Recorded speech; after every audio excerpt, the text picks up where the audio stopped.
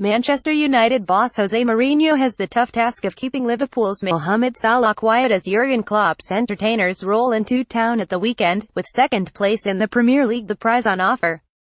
With Pep Guardiola's Manchester City virtually assured of the title, Northwest rivals United and Liverpool, the two most successful clubs in the English game, are left fighting for the scraps. United's impressive fight back from 2-0 down on Monday to beat Crystal Palace 3-2 maintained their slender 2-point lead over Liverpool in the battle for the runners-up spot behind runaway leaders City. Must read, Steven Gerrard comments on Mohamed Salah spark fierce debate. Nemanja Matic bailed out Mourinho's men with a stunning stoppage-time strike in London, but another 3 points papered over the cracks in the latest in a series of unconvincing performances from United. "We have to be honest, we have to play better," Matic admitted once the euphoria of his first United goal died down. "We have to do more if we want to win, as Liverpool is a team with great quality." The onus will be on Mourinho to take the game to the visitors at Old Trafford on Saturday, but the Portuguese manager, criticised for keeping his array of attackers firmly on the leash, is unlikely to risk throwing caution to the wind. Liverpool had scored 20 goals in their previous 7 games before a much-changed side drew 0-0 with Porto in midweek, a result that sealed a place in the Champions League quarter-finals for the first time in 9 years. Don't miss, Arsene Wenger explains why Arsenal lost to Brighton but beat AC Milan, with January signing Virgil van Dijk settling in well at the back and Loris Karius impressing in goal. The pieces are falling into place for Klopp's team, who have lost just once in 20 Premier League games. But it is their forwards, led by the irrepressible Salah alongside Roberto Firmino and Sadio Mane, who have scored a combined 68 goals this season, that will give Mourinho sleepless nights.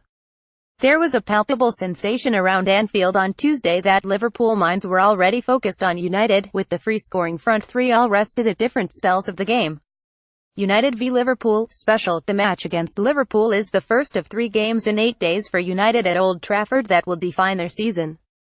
Sevilla visit in the last 16 of the Champions League on Tuesday, with the tie delicately balanced at 0-0 after the first leg, before in-form Brighton head north for an FA Cup quarter-final. Mourinho conceded recently, to play Liverpool has a special meaning for United, so reserving his stars' energies for midweek is out of the question. However, he does have a big decision to make over whether to persist with Alexis Sanchez on the left side of United's attack, with the likes of Anthony Martial and Marcus Rashford in his armoury. Also read, Fantasy Premier League pundit picks, Game Week 30. The Chilean has scored just once since moving from Arsenal in January. Elsewhere, Chelsea need to bounce back from 4 defeats in 5 league games if they are to retain any realistic hope of a top 4 finish when they host struggling Palace, and Tottenham must pick themselves up after being dumped out of the Champions League by Juventus at Bournemouth.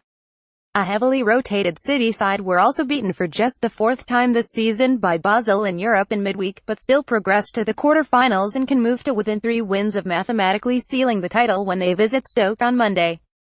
Arsenal, trailing 4th-placed Spurs by 13 points, look to have blown their hopes of qualifying for next season's Champions League, but Arsene Wenger will be desperate to reverse an alarming slump when Watford visit the Emirates.